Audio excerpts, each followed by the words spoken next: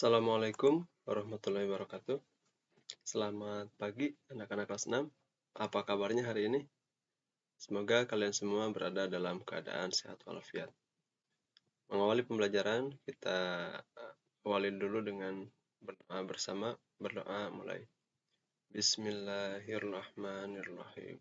Raditu billahi robba wa bil islami dina wa bi Muhammadin nabiyya wa rasula.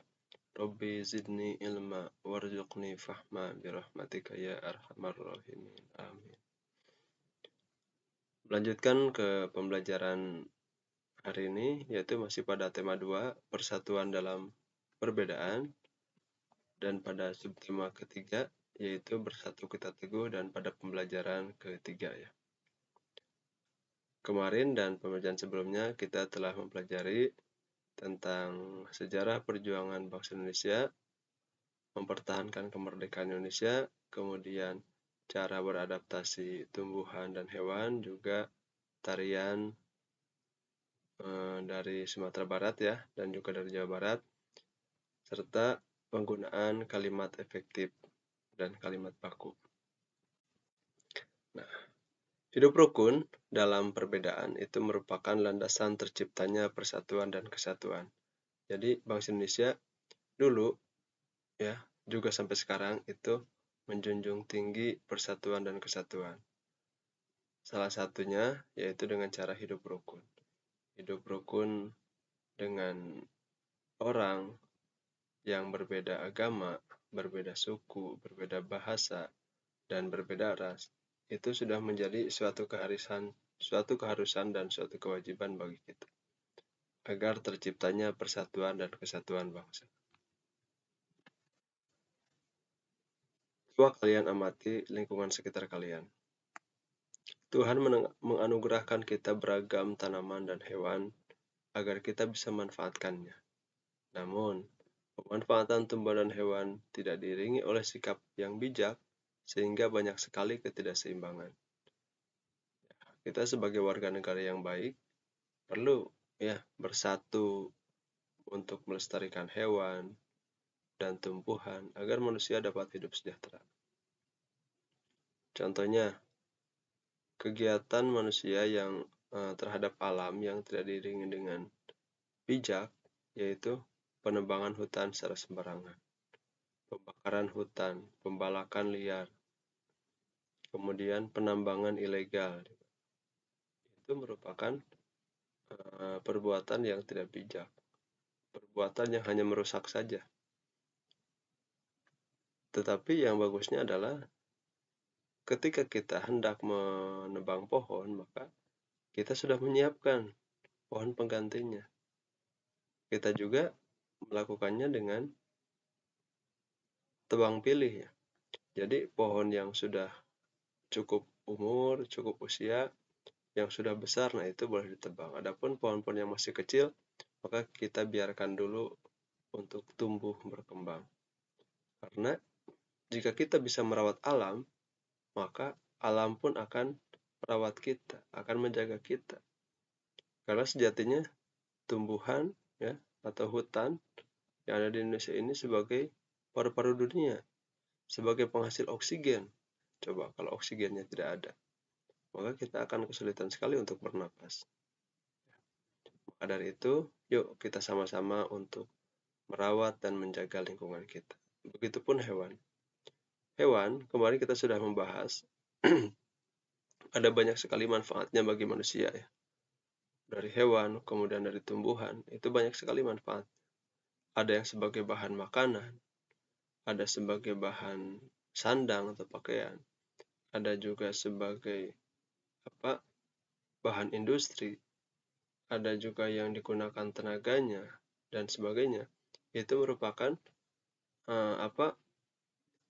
manfaat yang dapat kita ambil dari tumbuhan dan hewan. Maka dari itu kita harus senantiasa untuk bisa melestarikannya. Nah, di sini Bapak memberikan gambar contoh poster ya. Yang di bawah itu contoh pelestarian alam dengan menanami pohon kembali pada alam ini ya. Nah, kemudian di baliknya itu berubah. Yang tadinya hutan, yang tadinya banyak pepohonan diubah menjadi banyak bangunan, jalan, pabrik, dan sebagainya. Pilihlah oleh kalian salah satu tumbuhan atau hewan yang menurut kalian itu patut dilestarikan. Kemudian buat sebuah poster ya, untuk mengajak orang lain untuk sama-sama ikut melestarikannya. Tidak perlu banyak-banyak, cukup 1 atau 2 kalimat saja. Namun dilengkapi dengan gambar. Silahkan nanti dikerjakan pada buku gambar kalian. Selanjutnya, contoh pelestarian tumbuhan dan hewan berdasarkan lingkungan hidupnya. Ini merupakan bunga langka ya, yang disebut dengan bunga Raplesia. Di sini ada peran pemerintah itu sangat diperlukan, yaitu dalam melaksanakan pelestarian tumbuhan. Jadi dibuatkan aturannya. Jika misalkan ada orang yang merusak atau menghancurkan habitatnya, maka itu harus ditindak tegas. Salah satu ciri khas dari bunga Raplesia ini, atau disebut juga bunga bangkai, yaitu memiliki bau yang busuk, bau busuk ya, aroma busuk. Namun ini berguna untuk apa? Untuk mengundang hewan datang ke bunga tersebut, yaitu berguna untuk penyerbukan. Berikutnya adalah orang utan. Contoh pelestarian hewan di lingkungan kita itu orang utan. Saat ini ancaman kelangsungan hidup orang utan mencakup berubahnya fungsi hutan.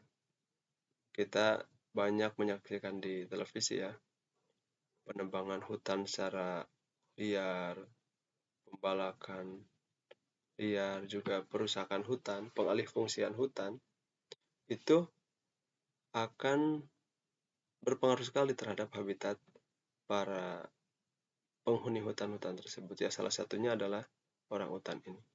Mereka kehilangan tempat tinggal, mereka kehilangan tempat untuk berlindungnya, sehingga mereka bisa saja menyerang atau masuk ke perkampungan, sehingga membuat resah juga ya. Karena apa? Ya, karena ulah manusia juga yang merusak tempat hidup. Makanya yuk kita sama-sama untuk melestarikan dan mengembalikan kembali habitat orang utan ke tempatnya, yaitu dengan menanami kembali hutan-hutan yang gundul dan melestarikan kembali hutan Indonesia ini, sehingga tempat hidup mereka juga menjadi nyaman kembali. Selanjutnya gajah Sumatera, termasuk hewan langka karena jumlahnya semakin menurun. Faktor penyebabnya yaitu perburuan dan berubahnya fungsi hutan, sama dengan orang hutan tadi. Sebagai langkah pencegahan dari kepunahan, pemerintah menetapkan beberapa wilayah sebagai pusat konservasi gajah. Begitupun di pulau kita ya, di Pulau Jawa itu ada badak bercula 1, itu pun sudah hampir punah. Makanya kita harus sama-sama merawat, menjaga, dan melestarikan. Yang pertama itu tempat hidupnya, jangan sampai dirusak, karena itu merupakan tempat yang nyaman bagi mereka. Nyaman untuk tumbuh, nyaman untuk berkembang biak. Kalau kita rusak, ya mereka tidak punya tempat hidup lagi.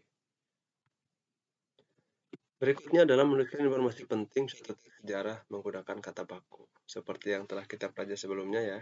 Jadi salah satu cara untuk menemukan informasi penting adalah dengan menggunakan kata tanya. Kata tanya apa digunakan untuk menanyakan benda atau peristiwa. Kata tanya di mana digunakan untuk menanyakan tempat. Kata tanya kapan digunakan untuk menanyakan waktu. Kata tanya siapa digunakan untuk menanyakan orang atau tokoh ya.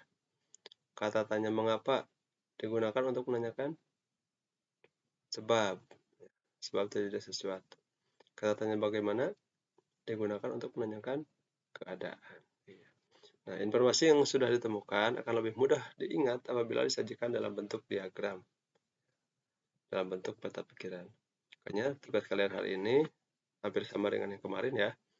Silahkan kalian baca teks tentang Sang Saka Merah Putih pada buku siswa halaman 118, lalu diskusikan.